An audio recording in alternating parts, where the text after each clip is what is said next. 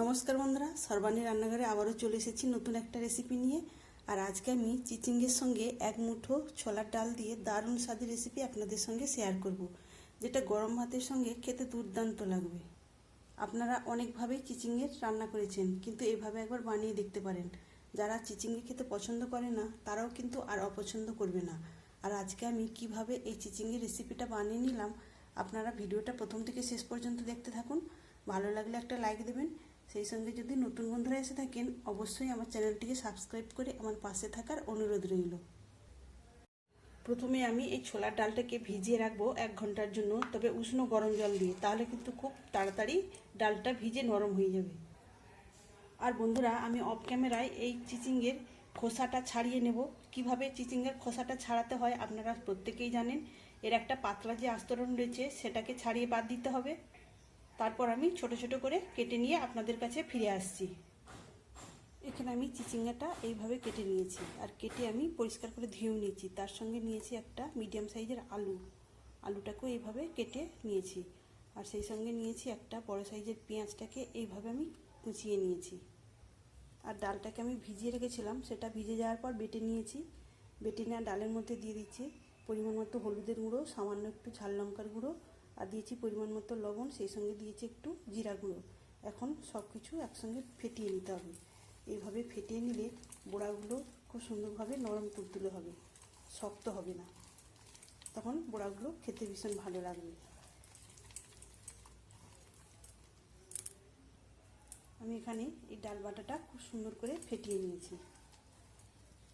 এখন আমি রান্নার জন্য চলে যাব। তবে আরও একটা বিশেষ উপকরণ দেবো, যার ফলে এই রান্নার স্বাদ দ্বিগুণ বেড়ে যাবে। আপনারা দেখতে থাকুন আমি কি দিতে চলেছি। রান্নার জন্য প্রথমে গ্যাস অন করে একটা কড়াই বসিয়ে দিয়ে তার মধ্যে দিয়ে দিয়েছি পরিমাণ মতো সরিষার তেল। আর আজকের রান্নাটা আমি সরিষার তেলেই করব। প্রথমে এই তেলটাকে খুব ভালো মতো গরম করে নিতে হবে। এখন আমি এই ফেটিয়ে রাখা ডাল বাটাটা আমি ওর মধ্যে বড়ির আকারে ভেজে নেব। তবে খুব বড় বড় করে না, ছোট ছোট করেই আমি ভেজে নেব।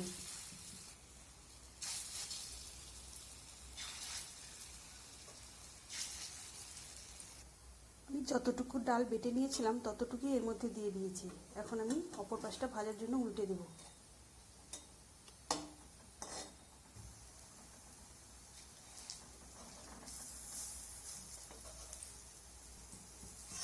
বড়িগুলোকে উল্টে পাল্টে সুন্দর করে দুই পাশটাতেই ভেজে নিতে হবে। এখানে আমার বড়িগুলো ভাজা হয়ে গেছে। এখন এগুলোকে আমি তুলে নেব। এখানে বড়ি ভাজাগুলো তুলে নিয়েছি। বড়ি ভাজাগুলো তুলে নেওয়ার পর ওই তেলের মধ্যে আমি চিচিঙ্গা দিয়ে দেবো। প্রথমে চিচিঙ্গাগুলো নেড়ে চেড়ে একটু ভেজে নিতে হবে। এর কাঁচা গন্ধটা বেশি থাকে, সেই জন্য একটু প্রথমে ভালো করে ভেজে নিতে হবে। গ্যাসের ফ্লেমটাকে বাড়িয়ে দিয়ে আমি চিচিঙ্গাটাকে একটু নাড়াচাড়া করে ভেজে নেব।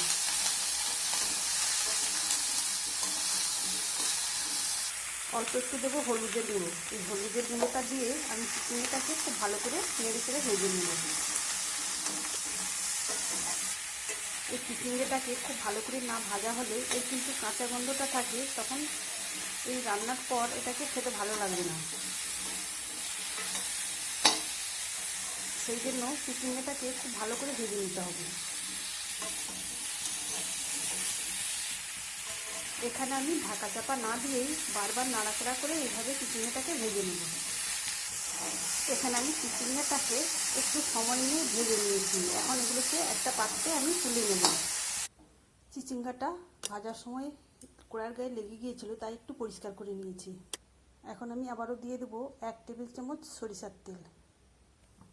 সরিষার তেলের মধ্যে এখন দিয়ে দেবো একটা শুকনো লঙ্কা, আর দিলাম 1 চামচ 5 ফোড়ন। ফোড়ন থেকে যখন খুব সুন্দর একটা গন্ধ বের হবে, তখন আমি এর মধ্যে দিয়ে দেবো কেটে রাখা আলু।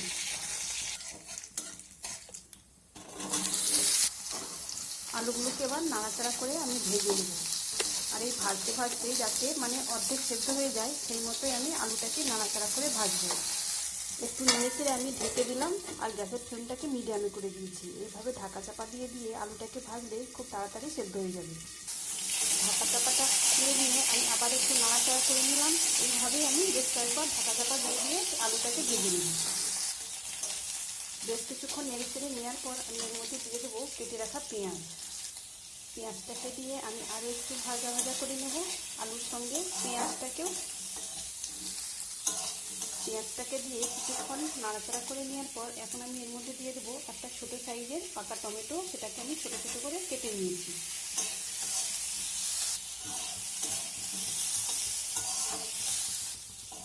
এইভাবে নাড়াচাড়া করে করে এই টমেটোটাকেও একটু নরম করে নিতে হবে। সব কিছু আমি সুন্দর করে ভেজে নিয়েছি। এখন আমি এর মধ্যে কিছু মশলা দেবো। প্রথমে দেবো পরিমাণ মতো হলুদের গুঁড়ো, ঝালের জন্য দিলাম অল্প একটু লঙ্কার গুঁড়ো, আর এখন দিলাম জিরা আর ধনিয়া একসঙ্গে গুঁড়ো করে রেখেছিলাম, সেটা দিয়ে দিলাম 1 চামচ। গুঁড়ো মশলা দেওয়া রয়েছে সেই জন্য অল্প একটু জল দেবো। জলটা দিয়ে এবার মশলার সঙ্গে সব কিছু একটু নাড়াচাড়া করে কষিয়ে নিতে হবে। মশলা দিয়ে একটু নাড়াচাড়া করে কষিয়ে নেওয়ার পর এখন আমি ভেজে রাখা চিচিঙ্গাটা দিয়ে দেবো। এবার সব কিছু একসঙ্গে আরও বেশ কিছুক্ষণ আমি এইভাবে কষাতে থাকবো।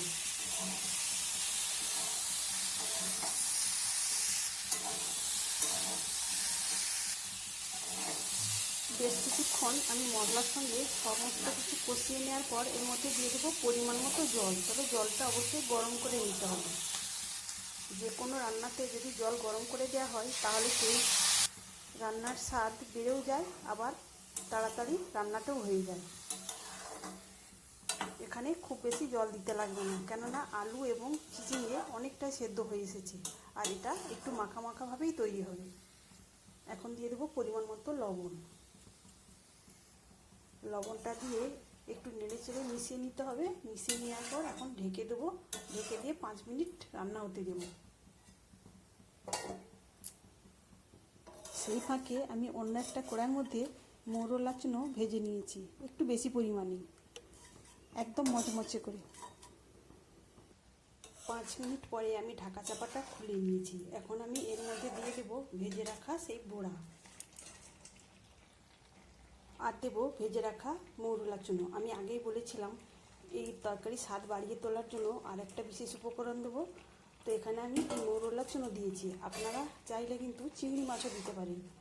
আমার হাতের কাছে মৌরলা চুনো ছিল তাই আমি দিয়েছি। এখন সব কিছু নাড়াচাড়া করে নিয়ে আমি আবারও ঢেকে দেবো 3 মিনিটের জন্য। আমি আবারও 3 মিনিট পরে ঢাকা চাপাটা খুলে নিয়েছি। এখন সব কিছু দেখছি খুব সুন্দরভাবে সেদ্ধ হয়ে গেছে। আর এখানে দেখুন জলও বেশি নেই, ঝোলটা অনেকটা টেনে এসেছে। তো এখানে যেহেতু বড়া দেওয়া রয়েছে তাই এই বড়াটাও কিন্তু অনেকটাই জল টেনে নেবে। এখানে কিছু আলু ভেঙে দিলে হতো, কিন্তু আমি আলুর পরিমাণটা কম দিয়েছি তাই আমি আলু ভাঙবো না। এর মধ্যে এখন দিয়ে দেবো সরিষা বাটা। এখানে আমি সাদা সরিষা 1 চামচ বেটে নিয়েছিলাম, সেটাও জলের সঙ্গে গুলিয়ে আমি এর মধ্যে দিয়ে দিয়েছি। আর এই সরিষা বাটাটা এর মধ্যে দেওয়ার ফলে এটা বেশ গাদো গাদো হবে, তখন তরকারিটা খুব সুন্দর দেখাবে আর খেতেও ভালো লাগবে। আপনারা অনেকভাবে চিচিঙ্গা রান্না করেছেন, তো এইভাবে একবার বানিয়ে দেখতে পারেন, খেতে কিন্তু দারুণ স্বাদের হবে। আর যারা চিচিঙ্গে খেতে পছন্দ করে না তারাও কিন্তু আর অপছন্দ করবে না। তো এখানে আমার সম্পূর্ণ রান্নাটা হয়ে এসেছে। সর্ষেটা দেওয়ার পর আমি এইভাবে আরও 2 মিনিট গ্যাসের ফ্লেমটাকে কমিয়ে ঢাকা চাপা দিয়ে রেখে দেব। এখানে আমার সম্পূর্ণ রান্নাটা হয়ে গিয়েছে। তাহলে বন্ধুরা, আজকে চিচিঙ্গে রেসিপি আপনাদের কেমন লাগলো অবশ্যই কমেন্ট করে জানাবেন। তাহলে আজকের মতো আসি, সবাই ভালো থাকবেন, সুস্থ থাকবেন, ধন্যবাদ।